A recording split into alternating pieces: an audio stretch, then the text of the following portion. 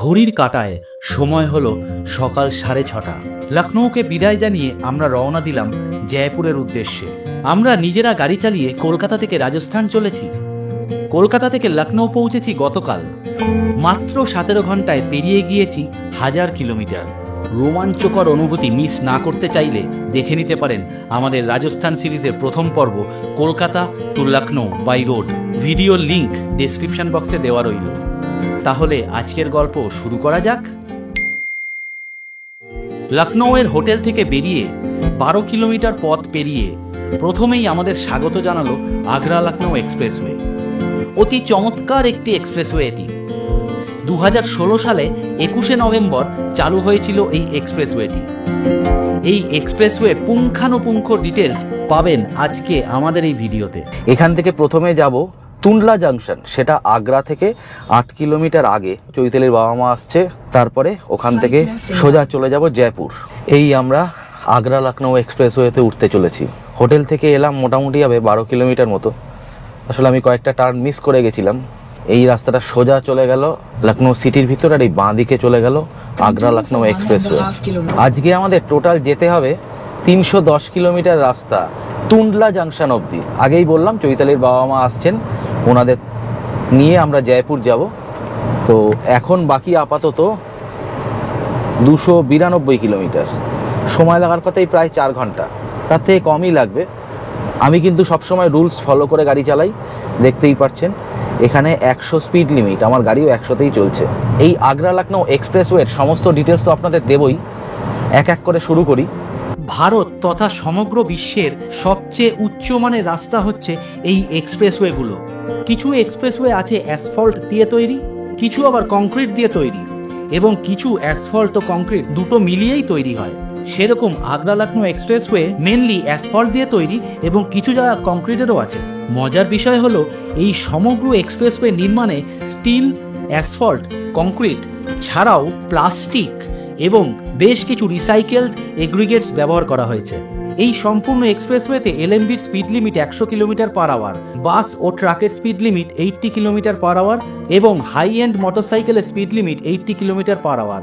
এখানে 100, 150 বা 200 সিসির বাইক রাইড অ্যালাউড নয়, টোল গেটেই আটকে দেবে। Minimum 350 CC and above bikes are allowed. এই এক্সপ্রেসওয়েটি 3+3 6 ওয়ে লেনের এক্সপ্রেসওয়ে, তাই মিডিল লেনটি হচ্ছে এলএমভির স্পিড মেনটেন্যান্স লেন, মানে এই লেনে 100 কিলোমিটার পার আওয়ারে গাড়ি চালাতে হয়। ডান দিকের লেনটি হচ্ছে ওভারটেকিং লেন। কোনো গাড়িকে ওভারটেক করতে গেলে গতি বাড়িয়ে ডান দিকের লেনে ঢুকে ওভারটেক করতে হয়। আর বাঁ দিকটা হচ্ছে বাস এবং লরি যাতায়াতের জন্য। Bus lorry speed limit 80 kilometre. পূর্বাঞ্চলের মতো সেম। আমাদের মনে হয় যে এই সব এক্সপ্রেসওয়ে তো এত সুন্দর, এত দারুণ বিউটিফুল এক্সপ্রেসওয়ে, তো সেই এক্সপ্রেসওয়ের স্পিড লিমিটটা একটু বাড়ানো উচিত, 120 কিলোমিটার পার আওয়ার করা উচিত, এটাতে আমার মনে হয়। আর এখানে হেডস আপ ডিস্টেন্স, মানে একটা গাড়ি থেকে আরেকটা গাড়ির ডিস্টেন্স হিসাবে সবসময় 70 মিটার থেকে 100 মিটার এটা রাখবেন অবশ্যই, তাহলে অ্যাক্সিডেন্টের চান্স অনেক কমে যায়। ইনফরমেশন দিতে থাকছি, দেখতে থাকুন জয়বাবু ট্রাভেলিংয়ের আজ লখনৌ থেকে জয়পুর যাত্রা। রাস্তা তো সুন্দর বটেই, রাস্তার কোয়ালিটি খুব ভালো। আর দেখেছেন লাইট ব্যারিয়ার, এখানে কিন্তু সব গ্রিন লাইট ব্যারিয়ার, মানে গাছ লাগানো। এইগুলো বেশিরভাগটাই হচ্ছে হলুদ রঙের যে টগর ফুলগুলো ফোটে, সেই টগর ফুল গাছ। এটা দিয়েই পুরো লাইট ব্যারিয়ারটা করা। দু সাইডে ক্র্যাশ ব্যারিয়ার আছে এবং হলুদ রঙের যে সাইড লাইনটা দেখছেন সেটা হচ্ছে সার্ভিস রোড, মানে আপনার গাড়ির যদি কোনো ব্রেকডাউন হয় বা ইমিডিয়েট শরীর খারাপ করছে, গাড়িটা নিয়ে একটু দাঁড়াতে হবে, সেক্ষেত্রে আপনারা বাঁ দিকে গাড়িটা দাঁড় করাতে পারেন। তবে এক্সপ্রেসওয়ের যেখানে সেখানে গাড়ি দাঁড় করাবেন না। এক্সপ্রেসওয়ের কিছু নিয়ম আছে, মানে এক্সপ্রেসওয়ের কিছু কিছু স্পট আছে, সেইগুলো সব মেনশন করা থাকে। মানে এক্সপ্রেসওয়ের বাঁ সাইডে বোর্ড খেয়াল করলেই আপনারা দেখতে পাবেন, সব মেনশন করা থাকে কোথায় কি আছে। অনেকগুলো টয়লেটারিজ আছে, ফুড কোর্ট আছে। হ্যাঁ, পূর্বাঞ্চল এক্সপ্রেসওয়েতে যেমন এখনও ফুড কোর্ট সম্পূর্ণ তৈরি হয়ে পারেনি, কারণ ওটা তো খুব বেশি দিন চালু হয়নি, বছর 3 হলো চালু হয়েছে।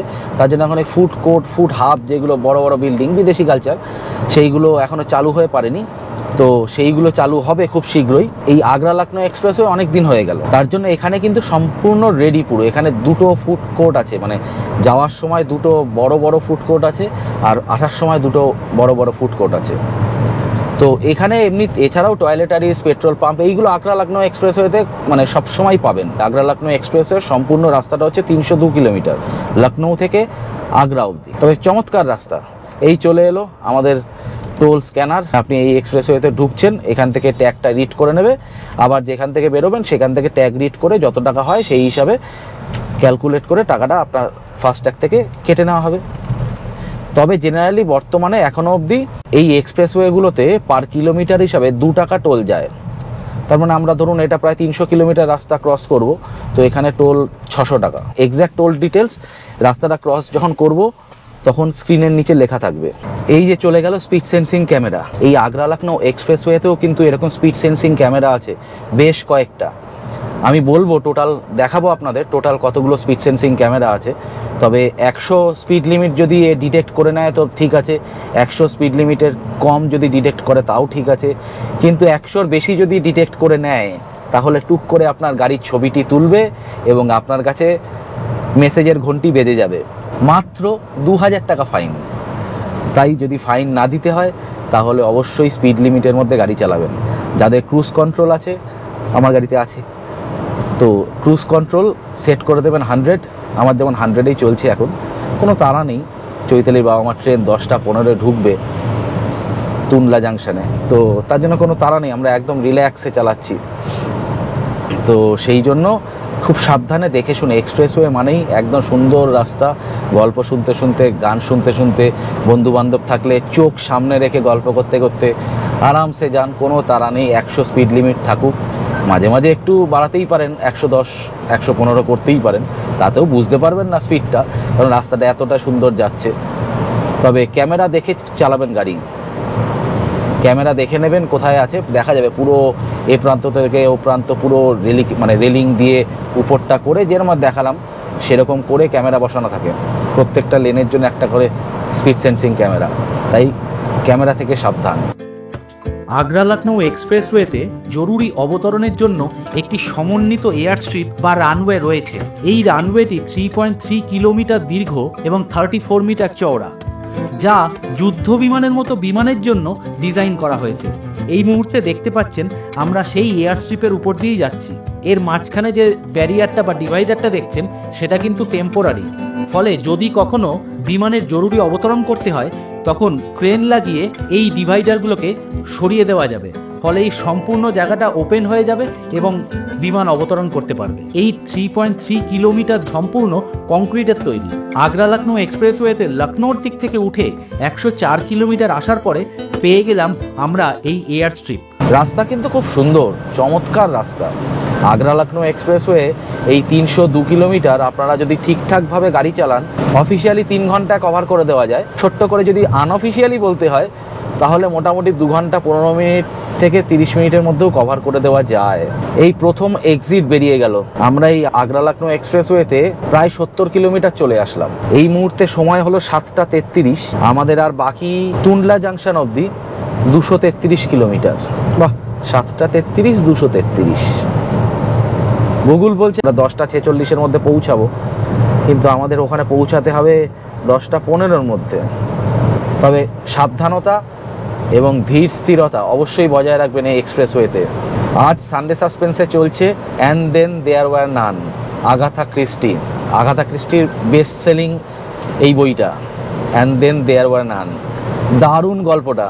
এখানে নাইট ড্রাইভিংয়েও খুব একটা অসুবিধা হবে না, কারণ দু সাইডে বেশিরভাগ জায়গায় যেখানে জন্তু জানোয়ার উঠে পড়ে, বিশেষত হরিণ, কুকুর বা শেয়াল যেখানে উঠে পড়ে, বাঁ সাইডটা একটু লক্ষ্য করুন, বাঁ সাইডে ফেন্সিং করা আছে, সুন্দর লোহার স্টিক পুঁতে পুঁতে লোহার জালি দিয়ে এটাকে ফেন্সিং করা আছে, ফলে জন্তু জানোয়ারের এখানে উৎপাত খুব একটা হবে না আশা করি। তাও দেখে চালাবেন, রাত্রিরে তো অবশ্যই 100-র বেশি গাড়ি চালাবেন না। এই যে ডান সাইডে দেখেছেন এইগুলোকে বলে গ্রিন লাইট ব্যারিয়ার, গাছ লাগানো, এই জন্য অপোজিট সাইড থেকে আসা লাইট পড়বে না আপনাদের চোখে, আরামসে সুন্দর গাড়ি চালাতে পারবেন। এই চলে এলো আমাদের গন্তব্যের দ্বিতীয় স্পিড সেন্সিং ক্যামেরা। ক্যামেরা দেখে অবশ্যই গাড়ি চালাবেন, না হলেই চালান 2000 টাকা অনলাইনে চলে আসবে। আর এখানে লাইট স্ট্রিপ লাগানো আছে সব জায়গাতেই, প্রত্যেকটা সাইডে ক্র্যাশ ব্যারিয়ার, বাঁ সাইড ডান সাইড দু জায়গাতেই লাইট স্ট্রিপ লাগানো আছে। এটা তো এখন বোঝা যাবে না যেহেতু দিনের বেলা, রাত্রিবেলা হলে যখন আপনার গাড়ির আলো পড়বে রাস্তায় এবং সাইডের ব্যারিয়ারগুলোতে, তখনই সেইগুলো চকচক করবে। আর যথারীতি আপনারা প্রত্যেকেই জানেন এই যে লেন ডিভাইডেশন মার্ক, সেইগুলো রাত্রিবেলা আলো পড়লে চকচক করে, ফলে এই রাস্তায় সুন্দর চালাতে পারবেন। কোথাও কোনো খানাখন্দ নেই, কোথাও কোনো বাম্পার ওইসবের কোনো ঝঞ্ঝাট নেই। 100 কিলোমিটার/আওয়ারে ক্রুজ করুন এবং সুন্দর গল্প শুনতে শুনতে, গান শুনতে শুনতে, বন্ধুবান্ধবের সাথে গল্প করতে করতে সামনে চোখ রেখে এগিয়ে যান। উত্তরপ্রদেশকে কিন্তু এক্সপ্রেসওয়ে প্রদেশও বলা হয়। এই মুহূর্তে দাঁড়িয়ে ভারতবর্ষের সবথেকে বেশি এক্সপ্রেসওয়ে এবং সবথেকে বেশি দৈর্ঘ্যের মানে কিলোমিটারের এক্সপ্রেসওয়ে উত্তরপ্রদেশেই আছে। এই যে সামনে দেখছেন, এটা হচ্ছে রেস্ট অফ সার্ভিস এরিয়া। এই যে দেখিয়ে দিচ্ছে 2 কিলোমিটার আগে থেকে, বাঁ দিকের বোর্ডটা খেয়াল করুন, 2 কিলোমিটার আগে থেকে ও দেখিয়ে দেবে। এরকম 2 কিলোমিটার, তারপরে 1 কিলোমিটার, তারপরে 500 মিটার, এইভাবে দেখাতে থাকবে। তো রেস্ট এরিয়া, সার্ভিস এরিয়া, এই জায়গাগুলো ভালো। পূর্বাঞ্চল এক্সপ্রেসওয়ের থেকেও আগ্রা লখনৌ এক্সপ্রেসওয়ের খাবার দাবারের দামটা একটু বেশি। আমাদের তো ব্রেকফাস্ট করতে হবে এখানেই, ফুড হাবে ব্রেকফাস্ট করবো আজকে। অনেক ধরনের ব্রেকফাস্ট অপশান পাবেন এখানে, তবে হ্যাঁ তার মূল্যটা একটু বেশিই চোকাতে হবে। আর এই রাস্তাতেও যাওয়ার সময় প্রায় 3-4টে পেট্রোল পাম্প আছে। চেষ্টা করবেন যে কোনো এক্সপ্রেসওয়েতে ওঠার আগে ফুল ট্যাঙ্ক তেল ভরিয়ে নিতে। আমরাও আজকে ওঠার আগে তেল ভরালাম, প্রায় 32 লিটার তেল ধরলো, কারণ আগে তেল ছিলই। লাস্ট ব্লগে দেখেছেন আমাদের কলকাতা থেকে লখনৌ আসার ভিডিও, যদি না দেখে থাকেন ডেসক্রিপশানে লিঙ্ক দেওয়া রইল, দেখে নিতে পারেন। ওখানে আমরা প্রায় 84 লিটার তেল ভরেছিলাম, সেই তেলও বেশ কিছুটা ছিল। এই দেখুন রাস্তাটা, এই বাঁ দিকে সার্ভিস এরিয়া ফুড কোর্টে নেমে গেল, ওই যে সামনে দেখা যাচ্ছে ফুড কোর্ট। যেটা বলছিলাম, গত ব্লগে দেখেছেন মানে আমাদের কাছে গতকাল আমরা টোটাল 84 লিটার তেল ভরেছিলাম, আর আজকে সকালে ভরলাম 32 লিটার। আমাদের গাড়ি আপাতত মাইলেজ দিচ্ছে, এই এক্সপ্রেসওয়েতে একটু গতিতে চলে তো, ফলে এক্সপ্রেসওয়েতে একটু কম মাইলেজ দেয়। ওভারঅল অ্যাভারেজ যদি ধরি, আপাতত 14 কিলোমিটার অ্যাভারেজ দিচ্ছে আমাদের নিউ ব্রেজা ZXi মডেল। আগের ফুড কোর্টটায় দাঁড়িয়েছিলাম, কিন্তু অতিরিক্ত ভিড়ের কারণে আমরা বেরিয়ে গেলাম।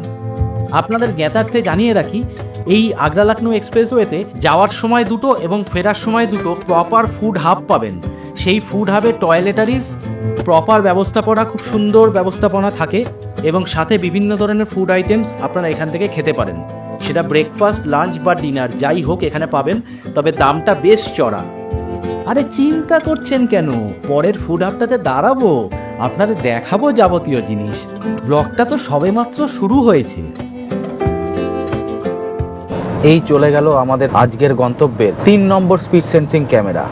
আমরা এই মুহূর্তে চলে আসলাম প্রায় 150 কিলোমিটার রাস্তা। এই যে স্পিড সেন্সিং ক্যামেরাগুলো দেখলেন, সেইগুলো কিন্তু সবই অ্যাক্টিভ এবং খুব সুন্দর ছবি তোলে। ফলে বুঝতেই পারছেন 100-র উপরে যদি কখনো গাড়ি চালান এবং ক্যামেরার তলা দিয়ে যান, তাহলে সুন্দর ছবিটি তুলে নেবে এবং আপনাদের কাছে অনলাইনে কেস পাঠিয়ে দেবে। অনলাইনের কেস কিন্তু সঙ্গে সঙ্গে আসে না, 3 থেকে 4 দিন বা 5 দিন পরে গিয়ে সেই কেসটা আপনার মোবাইলে মেসেজ আসবে টিং করে। আমিও এই রাস্তায় একবার কেস খেয়েছি, আমার স্পিড উঠে গেছিল 121, ফলে আমাকেও 2000 টাকা অনলাইন পেমেন্ট করতে হয়েছে। খুবই লজ্জার বিষয়। তাই সবসময় রেকমেন্ড করব, স্পিড লিমিটে গাড়ি চালান। যদি কখনো বেশি স্পিড তুলতে ইচ্ছা হয় সেটাও তুলতে পারেন, লিমিটে রেখে তুলুন, তবে ক্যামেরা দেখে নেবেন। রাস্তার এ প্রান্ত থেকে ও প্রান্ত পোল লাগিয়ে তার উপরে ক্যামেরা লাগানো আছে, দেখতেই পাচ্ছেন রাস্তার সেই পোলগুলো দেখা যায় না। যখনই দূর থেকে পোলগুলো দেখবেন, তখনই গাড়ির স্পিড নামিয়ে নিয়ে চলে আসুন 100-র নিচে, ফলে কোনো চিন্তা নেই, আরামসে গাড়ি চালাতে থাকুন। আমরাও এখনো ব্রেকফাস্ট করিনি, এখন সময় হলো সকাল 8:37। তুনলা জাংশন অবধি আমাদের যাত্রাপথের বাকি আর মাত্র 100 কিলোমিটার, সময় লাগবে আর 1.5 ঘন্টা মতো। এই হচ্ছে এই আগ্রা লখনৌ এক্সপ্রেসওয়েতে লখনৌ থেকে আগ্রা যাওয়ার পথে সেকেন্ড ফুড হাব। এর গ্রাউন্ড ফ্লোরে বাইরের দিকে টয়লেটারিজ পাবেন, যেটা বেশ পরিষ্কার পরিচ্ছন্ন এবং কোয়ান্টিটিতে অনেক থাকে, এবং ফার্স্ট ফ্লোরে পাবেন যাবতীয় সব ফুড স্টলগুলো। বেশ বড় বড় ব্র্যান্ডের স্টল আছে এখানে, তাই পকেট থেকে রক্তপাত হবে বেশ ভালোই। এই কে স্ন্যাক্স থেকে আমরা নিয়ে নিলাম চিজ ভেজ স্যান্ডউইচ। এটার দামই 150 টাকা করে নিল, সাংঘাতিক দাম, এই ভিতরে সত্যি সাংঘাতিক দাম। এই দেখুন চায়ে চাট, এই হচ্ছে মোটামুটি রেড চাট, দেখতে পাচ্ছেন আশা করি। এই সাইডে মশলা ধোসা, তারপরে সাউথ ইন্ডিয়ান প্যান্ট্রি, মশলা চায়ে, পিৎজা, মানে একজনের খেতেই মোটামুটি 300 থেকে 400 টাকা খরচা হবে এখানে। এই জায়গাটা একটু বেশ কস্টলি। এই সামনে আছে বারিস্তা, কফিরও তো সাংঘাতিক দাম। নিয়ে একটা কফি নিয়ে আর কি করব, বারিস্তা থেকে নিয়ে নিলাম একটা ক্যাফে ল্যাতে, যদিও ল্যাতে বলাই ঠিক আছে, তাও এটার দাম 252 টাকা, লার্জ সাইজ, আশা করি বোঝা যাচ্ছে। আর এই হচ্ছে আমাদের চিজ ভেজ স্যান্ডউইচ। এখানে বললাম খাবার দাবার একটু কস্টলি, কিছু করার নেই, এই দেশে 300, 200, 500, 550 টাকা খরচা হয়ে গেল। ব্রেকফাস্ট করে আমরা আবার বেরিয়ে পড়লাম, তুন্ডলা যাব। এখান থেকে তুন্ডলার 98 কিলোমিটার বাকি, প্রায় 1.5 ঘন্টা সময় লাগবে। আর 26 কিলোমিটার পরে আমরা আগ্রা লখনউ এক্সপ্রেসওয়ে ছেড়ে দেব, দিয়ে NH-19 নেমে যাব। এখন সময় হলো 9:25। এই ফিরোজাবাদ থেকে আরও 65 কিলোমিটার এগিয়ে গেলে পড়বে আগ্রা। আগ্রা আমরা যাচ্ছি না, সেই 65 কিলোমিটারের মধ্যে আরও একটি স্পিড সেন্সিং ক্যামেরা পাবেন আপনারা। আর একটি স্পিড সেন্সিং ক্যামেরার ভিডিওগ্রাফি করতে আমি একটু লেট করে ফেলেছিলাম, তার মানে সব মিলিয়ে 6টা স্পিড সেন্সিং ক্যামেরা আছে এই আগ্রা লখনউ এক্সপ্রেসওয়েতে। সময় চলে এলো এই সুন্দর আগ্রা লখনউ এক্সপ্রেসওয়েকে বিদায় জানানোর, আজকের মতো। এবার আমরা এই বাঁদিকে ঘুরে যাচ্ছি, NH-19 ধরবো ফিরোজাবাদ। এই ফিরোজাবাদেই নেমে যাচ্ছি আমরা। তুন্ডলা জাংশন যেতে গেলে গুগল ম্যাপ এই রাস্তাটাই প্রেফার করছে। আরও আগে থেকে আগ্রা হয়েও যাওয়া যেত, সেটা হয়তো একটু ঘুরপথ, হয়তো জ্যাম আছে, তার জন্য এই রাস্তাটাই গুগল ম্যাপ প্রেফার করছে। এই যে বেরোনোর পরেই টোল গেটটা পড়লো, এই টোল গেটে ফাস্ট্যাগটা আবার স্ক্যান করে এখান থেকেই ফাইনাল টোল অ্যামাউন্টটা ডিডাক্ট করে নেওয়া হবে। এবার আমরা এই বাঁদিকে NH-19টা ধরে নেব। এই রাস্তাটাও ভালোই যাচ্ছে দেখছি। এই রাস্তায় আমাদের আর 70 কিলোমিটার যেতে হবে, তাহলে গিয়ে পাবো আমরা তুন্ডলা জাংশন রেলওয়ে স্টেশন। সেখানেই আমার শ্বশুর মশাইরা আসছেন, শাশুড়ি মা আসছেন, তাদেরকে সেখান থেকে তুলে নিয়ে আমরা জয়পুরের উদ্দেশ্যে রওনা দেব। এই রাস্তাটাও 6 ওয়ে লেন দেখতে পাচ্ছি।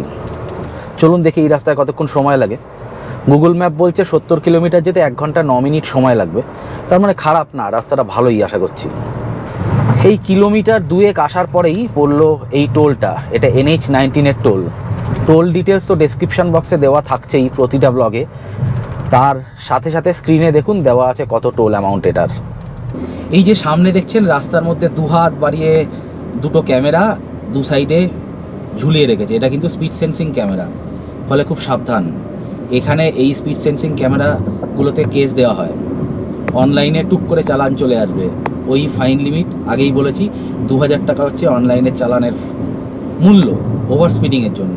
তাই যেহেতু ওটা দূর থেকেই দেখা যাবে, অনেকটা দূর থেকেই দেখা যাবে, 2 হাত প্রসারিত করে দুদিকে ক্যামেরা, তো সেইখানে কিন্তু স্পিডটা মেনটেন করবেন। এই হাইওয়েতে স্পিড লিমিট হচ্ছে 100 কিলোমিটার পার আওয়ার। তবে রাস্তাটা ভালোই যাচ্ছে, এরকম 3-3-6 ওয়ে লেন, মাঝখানে ডিভাইডার দেওয়া আছে, লাইট ব্যারিয়ার দেওয়া আছে, লেন মার্কিং করা আছে সুন্দর। হ্যাঁ, এক্সপ্রেসওয়েতে একটু ট্রাফিকটা কম থাকে, কিন্তু এই রাস্তায় একটু ট্রাফিক বেশি থাকবে, খুব স্বাভাবিক। কলকাতা থেকে সোজা এসে পূর্বাঞ্চল এক্সপ্রেসওয়ে না ধরলে সোজা বারাণসী হয়ে এই NH-19 দিয়েই আসতে হয় লখনৌ। তারপর আগ্রা লখনৌ এক্সপ্রেসওয়ে না ধরে এই NH-19 ধরেই সোজা চলে যাওয়া যায় দিল্লি। কলকাতা থেকে দিল্লি এই হাইওয়েটির নাম্বার হচ্ছে NH-19। তবে গাড়ি নিয়ে আসলে অবশ্যই পূর্বাঞ্চল এবং আগ্রা লখনৌ এক্সপ্রেসওয়ে ধরবেন, তাতে টোল সামান্য কিছু বেশি লাগলেও সময় অনেকটাই বাঁচবে দিল্লি বা জয়পুর যাওয়ার পথে। এটা আমাদের আজকের যাত্রার 3 নম্বর টোল। প্রথমটা আগ্রা লখনৌ এক্সপ্রেসওয়ে, তারপর একটা NH-19 ওঠার সময়, এবং এটা NH-19 ছাড়ার সময়। আমরা 2.2 কিলোমিটার পরে বাঁ দিকে ঘুরে যাব তুন্ডলা জাংশন রেলওয়ে স্টেশনের জন্য। এই আমরা আপাতত NH-19 ছেড়ে দিলাম, এই বাঁ দিকে ঢুকে গেলাম। এখান থেকে তুন্ডলা জাংশন স্টেশন আর 3.5 কিলোমিটার। এই আমরা সবাই চলে এসেছি, সবাই এখন রেডি এবার যাওয়ার জন্য। আমাদের এবার ফাইনাল আজকের গন্তব্য জয়পুর। এখন বাজে 10:55। এখান থেকে জয়পুর যেতে প্রায় 5 ঘন্টা সময় লাগবে আর 268 কিলোমিটারের যাত্রাপথ। তাহলে জয়পুর যাবো। সত শ্রী আকাল। আবার উঠে পড়লাম NH-19-এ। এই যে দেখেছেন স্পিড ক্যামেরাগুলো দুদিকে বাহু প্রসারিত করে আছে, দেখে চালাবেন। ম্যাক্সিমাম গতিবেগ 100 কিলোমিটার পার আওয়ার। আবার NH-19 ধরে নিলাম। তাই ভাবছিলাম যে থার্ড টোলটা দেওয়ার পরে একটু গায়ে লাগলো, কারণ 105 টাকার টোল ছিল, কিন্তু না, এই রাস্তাটাই আবার যাবে। 22 কিলোমিটার পরে আগ্রার ভিতর দিয়ে গিয়ে এই রাস্তাটা উঠবে জয়পুর আগ্রা হাইওয়েতে। এই এখন আগ্রার ভিতরে আমরা জাস্ট ঢুকে গেলাম সাইড দিয়ে সার্ভিস রোড ধরে। এই আগ্রা ক্রস করে আগ্রা জয়পুর হাইওয়েতে পড়বো। এই আগ্রার ভিতরে যেতে একটু সময় লাগে, কারণ রাস্তাঘাট আগ্রার খুব সরু সরু, ওই লখনৌয়ের মতোই। এই আমরা পড়লাম জয়পুর বিকানির রোডে। এই রাস্তাটা সোজা বিকানির চলে যাচ্ছে। ফেরার সময় আমরা বিকানির থেকে ফিরবো, তখন এই রাস্তাটা পুরোটা দেখাতে পারবো। আপাতত এই রাস্তাটা জয়পুর অবধি আমরা যাব, তো জয়পুর অবধি আপনাদের দেখাচ্ছি। দেখুন এখান থেকে রাস্তাটা ভালো হয়ে গেল। এতক্ষণ অনেক যানজট ছিল, যেহেতু আগ্রা শহরের ভিতর থেকে আসছে এই রাস্তাটা, ওই জন্য যানজটটা অনেক বেশি ছিল এতক্ষণ। এবার রাস্তাটা ভালো, রাস্তাটা ফাঁকা হয়ে গেল এবং আরেকটু পরে আরও কিছুটা খালি হয়ে যাবে। এটা কিন্তু পুরোটাই 4-ওয়ে লেন। আপাতত দেখছেন বোথ ওয়ে লেন, কিন্তু একটু পরে গিয়ে ওটা 4-ওয়ে লেন হয়ে যাবে। এই সামনেই টোল গেট আছে, টোল গেটের পরেই ওটা 4-ওয়ে লেন হয়ে যাবে এবং মাঝখানে ডিভাইডার থাকবে। এই রাস্তাটা এখান থেকে 4-ওয়ে লেন হয়ে গেল। এতক্ষণ সিঙ্গেল লেন চলছিল, এবার 4-ওয়ে লেন হয়ে গেল। এবারে এই রাস্তায় গাড়ি চালিয়ে মজা পাবেন আপনারা। রাস্তাটা এরকমভাবেই জয়পুরে যাচ্ছে। এখনও আমাদের প্রায় 4 ঘন্টা মতো সময় লাগবে। 220 কিলোমিটার যেতে হবে আমাদের। গুগল বলছে 4:50, মানে 5টা নাগাদ পৌঁছাবো। ইউপির আগ্রা থেকে রাজস্থানের বিকানিরকে কানেক্ট করছে এই হাইওয়ে নাম্বার 11। এটি প্রায় সম্পূর্ণটাই 4-ওয়ে লেন উইথ প্রপার ডিভাইডার এবং অনেক জায়গায় গ্রিন লাইট ব্যারিয়ার ও অনেক জায়গাতে রাজস্থানি স্টাইলের লাইট ব্যারিয়ারও পাওয়া যায় দেখতে। আগ্রা থেকে এই NH11 ধরে সোজা আসলে ভরতপুর পড়বে। সেই ভরতপুর থেকে শুরু হচ্ছে রাজস্থানের সীমানা। ওভারঅল সম্পূর্ণ রাস্তাটাই খুব ভালো। এই রাস্তায় কিন্তু কোনো স্পিড সেন্সিং ক্যামেরা নেই, তবে গতিবেগ সবসময় আমরা রেকমেন্ড করব কন্ট্রোলের মধ্যে রাখার। অকারণ গাড়ি জোরে চালাবেন না, আস্তেও চালাবেন না। এই রাস্তা স্পিড লিমিট 100 কিলোমিটার। চেষ্টা করবেন 80 থেকে 100-র মধ্যে গাড়ি রাখার। সেই গতিতেই গাড়ি ভালো দৌড়ায় এবং গাড়ির মাইলেজটাও ভালো পাওয়া যায়। আর 100-র বেশি এই রাস্তায় চালানোর প্রয়োজনও পড়ে না, তুলতেও পারবেন না। এই রাস্তায় টোল আছে কিছু, তার ডিটেলসও দেখাচ্ছি। আগ্রা থেকে জয়পুর যাচ্ছি আমরা এখন। রাস্তাটা সম্পূর্ণটাই এরকমভাবে 4-ওয়ে লেন। এরকম রাস্তাটা সম্পূর্ণটাই ভালো। আমার এই রাস্তাতে আগেও একবার যাওয়া, তো তখনও নিজের গাড়ি চালিয়ে গেছিলাম। একটু পরেই আসবে হচ্ছে গিয়ে ফতেহপুর সিকরি। আগ্রা থেকে জয়পুর এই রাস্তার এইটা আজকে আমাদের প্রথম টোল। এখান থেকে জয়পুর আর 208 কিলোমিটার বাকি। এখান থেকে সময় লাগার কথা 3.5 থেকে 4.25 ঘন্টা মতো।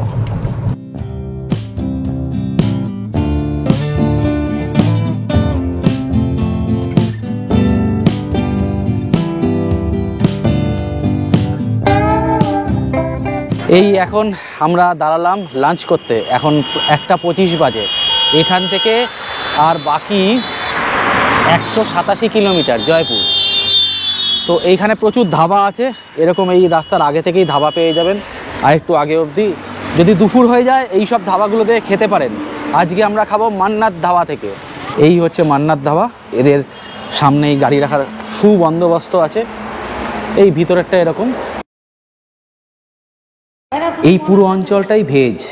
আজকে আমরা নিয়ে নিলাম, এটা হচ্ছে গিয়ে মিক্স ভেজ, এটা হচ্ছে গিয়ে পনির বাটার মশলা, এখানে একটু স্যালাড, লঙ্কা, লেবু দিয়েছে।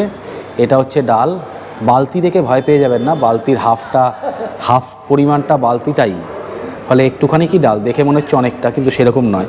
এর সাথে ভাত সবার জন্য আর আমাদের জন্য রুটি। এইটার দাম হচ্ছে গিয়ে 210 টাকা, এটা 240 টাকা, ডালটার দাম 190 টাকা, ভাতের দাম হচ্ছে গিয়ে 100 টাকা, আর রুটিগুলো বাটার তন্দুরি রুটি, দাম হচ্ছে গিয়ে 12 টাকা পার পিস। আর এই হচ্ছে বাটার তন্দুরি রুটি। খাবার দাবারের টেস্ট কিন্তু বেশ ভালো এখানে। বাইরের এই খাবারগুলো যেখানে তেল মশলা একটু বেশি থাকেই, এটা স্বাভাবিক, টেস্ট আনার জন্য এটা করতেই হয়।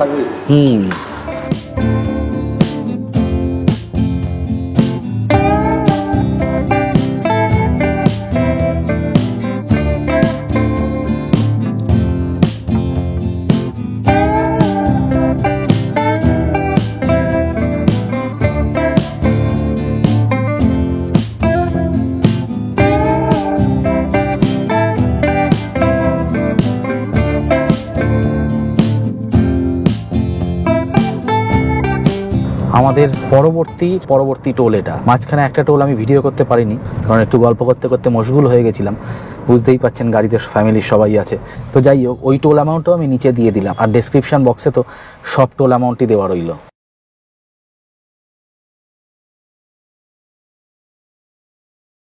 রাস্তার এই স্ট্রেচটা দেখুন, খুব সুন্দর। লাইট ব্যারিয়ারগুলো সব গ্রিন লাইট ব্যারিয়ার, মানে গাছ লাগানো। রাস্তাটা কিন্তু দুর্বার গতিতেই এগিয়ে যাচ্ছে। রাস্তার কন্ডিশন খুব ভালো। এখন সময় দুপুর 3:03। আমরা চলে এসেছি অনেকটাই, বাকি আর 131 কিলোমিটার। জীবন আর মৃত্যু, এর মাঝে সরু সুতোয় ঝুলতে ঝুলতে আমরা এগিয়ে চলেছি মৃত্যুর দিকে। সেই সুতো ছিঁড়ে গেলে নরক যন্ত্রণা জ্বলতে তো হবেই, তবে মৃত্যুটাই তো সত্যি, বাকি সব মিথ্যে। তাই মৃত্যুর দিকে এগিয়ে যেতেই হবে আমাদের। সেই যাওয়াটা যতটা সুখকর করা যায় সেই চেষ্টাই চালিয়ে যেতে হবে আমৃত্যু। বিমান, ট্রেন বা বাসে গেলে আমাদের হাতে বিশেষ কিছু থাকে না বললেই চলে, তবে নিজেরা গাড়ি নিয়ে গেলে নিজেদের হাতে কিন্তু অনেকটাই সেই ব্যাপারটা থাকে। তাই যাতে অকালেই সেই সুতোর উপর থেকে ঝরে নিচে না পড়তে হয়, তাই সতর্ক থাকুন সর্বদাই এবং গাড়ির গতি নিয়ন্ত্রণ করে চালান। এই কথাটি বলার জন্যই এতগুলো কথা বলা। Safe drive, save life. রাস্তা তার নিজস্ব ছন্দ ও লয়ে এগিয়ে চলেছে দুর্বার গতিতে। রাস্তার দুপাশের, বিশেষত সামনের দৃশ্য সত্যি মনোমুগ্ধকর। মাঝে মধ্যেই উকি ঝুঁকি দিচ্ছে আরাবল্লী পর্বতমালা। রাজস্থানের অন্যতম প্রধান পর্বত এই আরাবল্লী পর্বত। গুরু শিখর তার উচ্চতম শৃঙ্গ। মাউন্ট আবু থেকে যেতে হয় সেখানে। তবে আমাদের রাজস্থান ট্রিপের এই সিরিজে থাকবে না সেটা। সিজন 2তে দেখাবো আপনাদের সেই গুরু শিখর শৃঙ্গ। এই সিজনে থাকবে যোধপুর, জয়সালমীর এবং বিকানিরের মজাদার গল্প। রাস্তায় প্রচণ্ড জ্যাম বেঁধে গেল। আমরা আর 24 কিলোমিটার দূরে আছি জয়পুরের থেকে। এই মুহূর্তে সময় 4:36। আমাদের এখান থেকে এই 24 কিলোমিটার যেতে দেখাচ্ছে গুগল মাতা, দেখাচ্ছে প্রায় 47 মিনিট, 50 মিনিট। 4:36 বাবা, 5:30 বেজে যাবে। বিশাল চাপ হয়ে গেল। রাস্তায় তীব্র জ্যাম, দেখুন গাড়ি এগোচ্ছেই না। গুগল ম্যাপ লাল হয়ে আছে, সামনে গাড়ি এগোচ্ছেই না একদম। ওই কুটকুট করে এক পা। এটা আরো বিরক্তিকর। ক্লাচওয়ালা গাড়ি চালালে এটা খুব মুশকিল।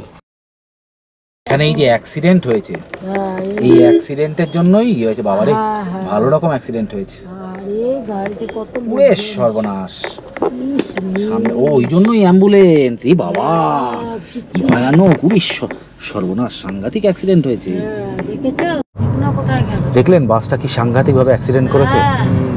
সেটাই হচ্ছে ব্যাপার।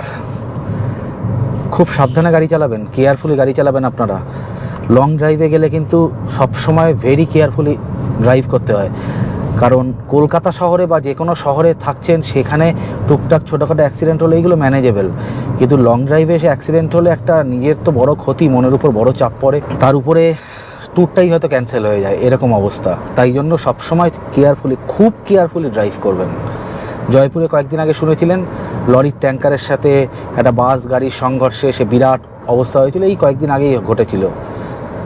আজকে আবার সেই জয়পুর যাওয়ার সময় বাসটা অ্যাক্সিডেন্ট, ওই জন্যই রাস্তাটা এত জ্যাম। যাই হোক, রাস্তাটা আবার এরকম সমান হয়ে গেল, আমাদের গাড়ি আবার গতি নিয়ে ফেলেছে। সব দুঃখ, কষ্ট, বেদনাকে ভুলে আমরা আবার আমাদের ছুটি কাটাতে এবং আপনাদের রাজস্থান দেখাতে বেরিয়ে পড়েছি। আর মিনিট 40-এর মধ্যেই জয়পুর ঢুকে যাব। আর বাকি 22 কিলোমিটার। এখন সময় 4:40। সকাল 6:30 থেকে গাড়ি চলছে, এখন 4:40। তার মানে আজকে 11 ঘন্টা ড্রাইভ হয়ে যাবে প্রায়। এখানের ভিউটা দেখুন, 3টি পাহাড় 3 দিক থেকে মাথা উঁচিয়ে দাঁড়িয়ে আছে। এই 3টি পাহাড়ের বুক চিরে সামনে ঢুকছে একটি টানেল।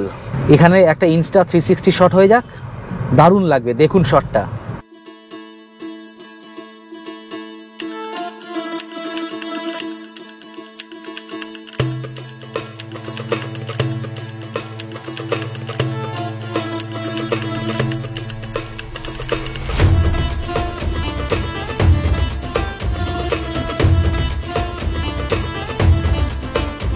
তাহলে লখনৌ থেকে জয়পুর অবধি রাস্তাটা একটু সাম আপ করে দিই। লখনৌ থেকে জয়পুর অবধি আমরা প্রায় 590 কিলোমিটার পথ পাড়ি দিলাম। আমাদের সময় লাগলো অলমোস্ট 11 ঘন্টা। সকাল 6:30টায় বেরিয়েছিলাম লখনৌয়ের হোটেল থেকে, আর বিকেল 5:30টায় ঢুকলাম জয়পুরের হোটেলে। তবে আমরা যদি তুন্ডলা জাংশন ঘুরে না এসে আগ্রা লখনৌ এক্সপ্রেসওয়ের উপর থেকেই পুরোটা চলে আসতাম, এসে আগ্রা হয়ে জয়পুর আসতাম, তাহলে সময় আরও 1 ঘন্টা কম লাগতো। তার মানে এই 590 কিলোমিটার পথ পেরোতে 10 ঘন্টা মতো সময় লাগে। প্রায় সম্পূর্ণ রাস্তাটাই 4 way lane with proper divider and light barrier. Road condition excellent, scenic বিউটিও মাঝে মধ্যেই চমৎকার। সম্পূর্ণ রাস্তা আসতে টোটাল টোল লাগে 1065 টাকা। সব মিলিয়ে 9টি টোল বুথ আছে।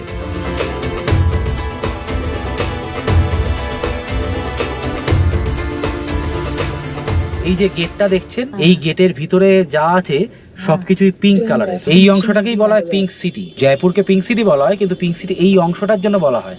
এর ভিতরে সবকিছু পিঙ্ক। সেরকম যোধপুরে যখন যাবেন তখন এরকম একটা জায়গা আছে যে জায়গা সবকিছু ব্লু, বুঝতে পারলেন? ওটাকে বলে ব্লু সিটি। জয়সলমীরে যাবেন, জয়সলমীর অনেকটা জায়গা যেটা গোল্ডেন, তাই জয়সলমীরকে বলা হয় গোল্ডেন সিটি। আমরা এই হোটেলেই থাকবো ডিসাইড করেছি। এটা হচ্ছে হোটেল জয় সিং প্যালেস। এই হচ্ছে হোটেলের আউটার লুক। মেন রাস্তার উপরে এদের হোটেলের সামনেই গাড়ি পার্কিং। চলুন ভিতরটা দেখি। এই হোটেলের এইদিকে একটা আবার মানে আমরা যেরকম উঠোন বলতাম সেরকম উঠোন, মানে বললাম কেন, কারণ এখন তো মোটামুটি সেগুলো ইতিহাসের খাতায় চলে গেছে, তার জন্য বলতাম। এই জায়গাটা বেশ ভালো, এই হোটেলটা বেশ ভালো। 1800 টাকা করে রুম ভাড়া। রুমগুলো দেখাচ্ছি চলুন। লিফটের ব্যবস্থাপনাও আছে। এই লিফট থেকে নামার পরে এই হচ্ছে করিডোর, সিঁড়িও আছে তো অবশ্যই। এদের টোটাল এটা 4 তলা বিল্ডিং। ফলে দেখছেন এই রকম রুমগুলো। আমাদের এটা এইদিকে। এই হচ্ছে রুমটা মোটামুটি ঠিকঠাক ছিমছাম রুম। একটা ডবল বেড, সুন্দর একটা রাজস্থানে পেন্টিং আছে, টিভি, এসি, এখানে একটা টেবিল, চেয়ার, ড্রেসিং টেবিল, টুল। এই সাইড থেকে এদের ভিউটা ভালো, এদের এই লনের ভিউটা পাওয়া যায় এই সাইড থেকে, এই মেন রোডটা। আর এটা হচ্ছে ওয়াশরুম, বেসিন, আয়না, ওয়েস্টার্ন টয়লেট, টাওয়েল সবই দেওয়া আছে, এক্সস্ট ফ্যানও আছে। তাহলে রুমটা ঠিক আছে।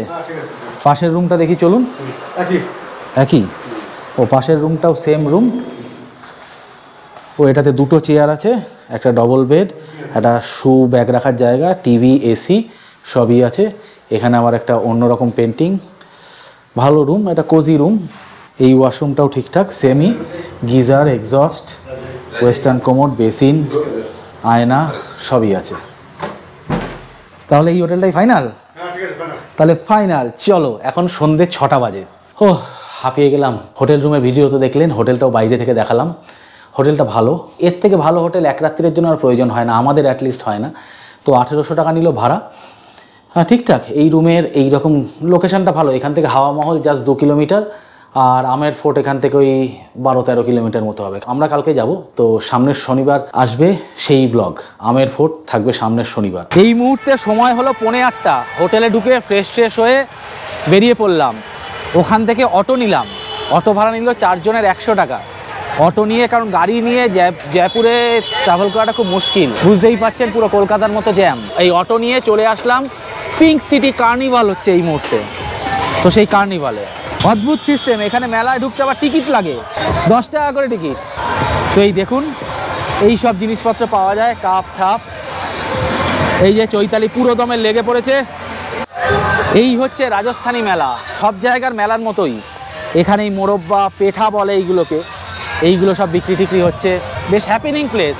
আসলে আমরা দুম করে পেয়ে গেলাম এই অপশানটা।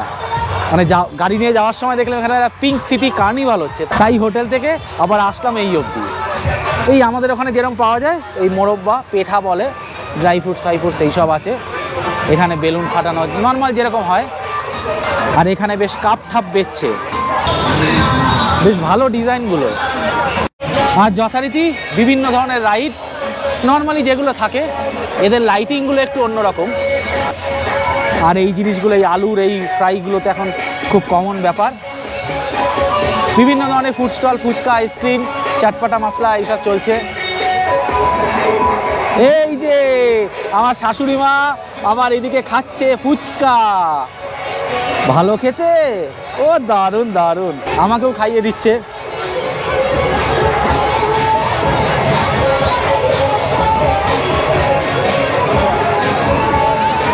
হ্যাঁ খাবো না, হ্যাঁ খাবো না।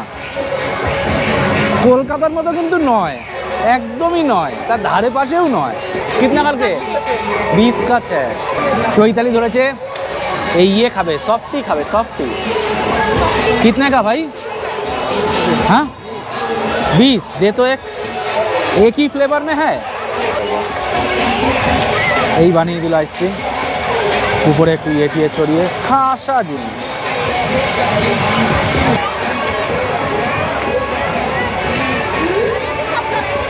নর্মালি আমাদের ওখানে মেলা যেরকম হয় এখানে মেলাটাও সেরকম, অলমোস্ট সেম, শুধু কয়েকটা রাজস্থানী আইটেম সেইগুলো এখানে ইনকর্পোরেশন আছে। এখানে আবার কিছু জামা প্যান্ট বিক্রি করছে, হয়তো সব নতুন কিন্তু কিরমভাবে ছড়িয়ে ছিটিয়ে বিক্রি করছে যেন। এই দেখুন এইভাবে জামা প্যান্টগুলো বিক্রি হচ্ছে, এগুলো তো দেখেই ভক্তি আসবে না। আর এদের এখানে কিছু পাপোশ টাপোশ আছে। এই হচ্ছে মোটামুটি মেলাটা। চলুন এখান থেকে যাব বাপু বাজার, এই মেলার পাশেই। এই মেলার পাশেই হচ্ছে এই বাপু বাজার। এটা কিন্তু পার্মানেন্ট বাজার, প্রচুর বহু দূর অবধি লম্বা হয়ে দেখছেন, বিরাট বাজার। এতে অনেক কিছু পাওয়া যায়, ব্যাগ, শাড়ি, চুড়ি, জুতো। এইটা হচ্ছে শুরু, ওই সাইডেও আছে, ওই সাইডেও প্রচুর প্রচুর দোকানপাট। এইগুলো কিন্তু পার্মানেন্ট দোকান, দেখে বুঝতেই পাচ্ছেন। এই এরকম ব্যাগ ট্যাগ, রাজস্থানী ইয়ে টিয়ে এই সবগুলো পাওয়া যায়। এই যে এই দোকানটাতে ঢুকবো, এই দেখুন এই চাদরগুলো, আসলে আমার এক ভাইয়ের বিয়ে, তাকে গিফট করতে হবে।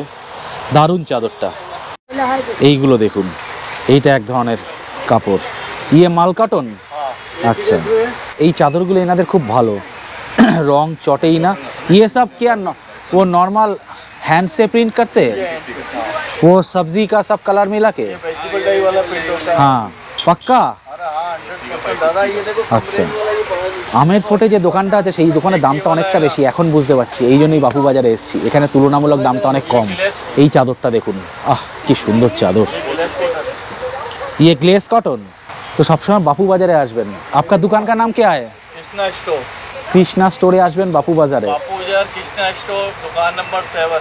এখানে আসবেন, খুব ভালো চাদর দেখাচ্ছে। মানে আমি চাদর নেব তার জন্য চাদর দেখাচ্ছি। এছাড়াও প্রচুর কালেকশন আছে, এই যে দেখেছে চুড়িদার টুড়িদার এরকম প্রচুর কিছু আছে। आपका सबसे पुराना शॉप है? अच्छा अच्छा अच्छा আচ্ছা আচ্ছা। এখন ঘড়িতে সময় 9:20। আমরা চলে আসলাম জয়পুরের খুব বিখ্যাত রেস্টুরেন্ট হান্ডিতে। এমআই রোডে অবস্থিত হান্ডি। এইখানে যদি আসেন গুগল সার্চ করবেন এমআই রোড হান্ডি, তাহলে আপনাদের এখানে নিয়ে আসবেন। অ্যাম্বিয়েন্সটা খুব ভালো, খাওয়া দাওয়া খুব ভালো। আজকে অবশ্যই ট্রাই করব লাল মাছ, দেখতে থাকুন, দারুণ জমবে। তন্দুরি চিকেন সাথে লাল মাছ আর রুমালি রুটি, এই হচ্ছে আজকে খাওয়া দাওয়া। খাবারটা এখনও দেয়নি, আসছে খাবারটা। এনাদের এই হচ্ছে রেস্টুরেন্টের অ্যাম্বিয়েন্সটা। দুটো রেস্টুরেন্ট আছে, এইটা একটা আর একটা ওই সাইডে আছে, সেমই, পুরোটাই সেম, এরকমই অ্যাম্বিয়েন্স। এদের এটা সব বারকাম রেস্টুরেন্ট। আমরা ড্রিঙ্কস প্রমোট করি না কখনোই। খাবার দাবার কিন্তু এখানে খুব ভালো, অথেন্টিক রাজস্থানি খাবার। এবং লাল মাছটা তো রিভিউ দিচ্ছি, অবশ্যই রিভিউ দেবো, মানে আমি যতটুকু খাবারের বুঝি তা সেই অনুযায়ী ছোট্ট একটা রিভিউ অবশ্যই দিচ্ছি। চৈতালি অলরেডি খেতে শুরু করে দিয়েছে। এই হচ্ছে তন্দুরি চিকেন। তন্দুরি চিকেন সব জায়গাতেই সেমই দেখতে এবং খেতেও একই রকম। তো মেন কোর্সে আমরা নিয়ে নিলাম, আমি ভাত খাই না, বাবা মা দুজনে ভাত খাবে। এটা হচ্ছে লাল মাছ, টেক্সচারটা দেখেছেন, দারুণ, এটা থিক টেক্সচার। এটা কিন্তু অবশ্যই স্পাইসি হয়। আর এইদিকে চৈতালি আর মা নিয়ে নিয়েছে চিকেন বাটার মশলা, এটারও একটা থিক গ্রেভি আছে এবং এসেন্সটা খুব সুন্দর। আর আমি আর চৈতালি রুমালি রুটি। এই হচ্ছে আজকের মোটামুটি খানাপিনা। আর চৈতালি আর মা দুজনেই ফ্রেশ লাইন সোডা নিয়েছে।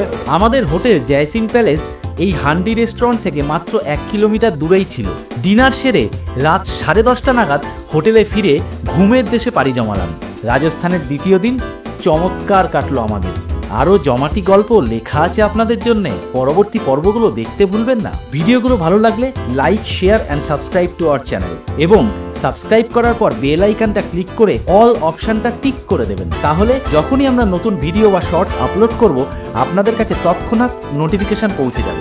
আর ভিডিও এবং চ্যানেলটা অবশ্যই বন্ধু ও পরিবারের সবার সাথে শেয়ার করবেন। হেল্প আস টু গ্রো, তাহলে আরও ভালো ভালো জায়গার ভিডিও আপনাদের জন্য নিয়ে আসতে পারবো আমরা এই চ্যানেলে। দেখা হচ্ছে আগামী শনিবার ঠিক সন্ধ্যে 7টায়। নিয়ে আসবো জয়পুরের বিখ্যাত আম্বার ফোর্ট এবং জয়পুর থেকে যোধপুর রোড ট্রিপ ব্লগ। আজকের জন্য নমস্কার।